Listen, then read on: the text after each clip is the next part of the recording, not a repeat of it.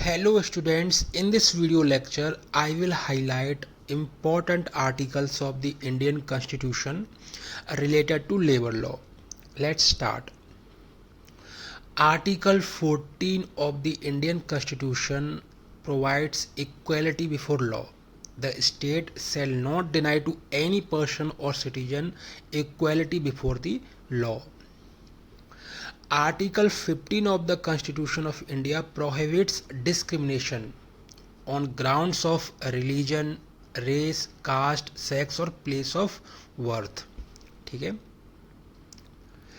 Article 16 of Constitution of India provides equality of opportunity in matters of public employment.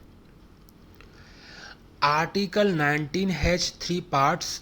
First part is about freedom of speech and expression. Second part is about to assemble peacefully and without arms, and the third part is about to form associations, unions or cooperative societies. Third part is quite important for this exam.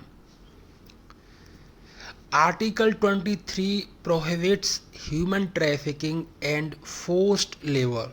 Okay. And Article 24 prohibits child labor. Just remember these two things. Children below the age of 14 years will not be allowed to work in factories, mines or in any other dangerous places so that their health is not adversely affected.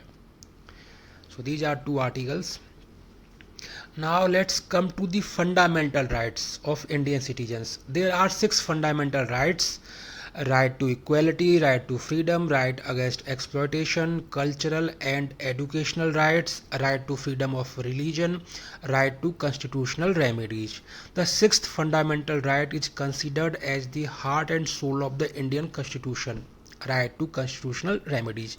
Initially there were 7 fundamental rights, but right to property was later converted into the legal rights by the 44th amendment of the Constitution in 1978. Okay, so right to property is now a legal right.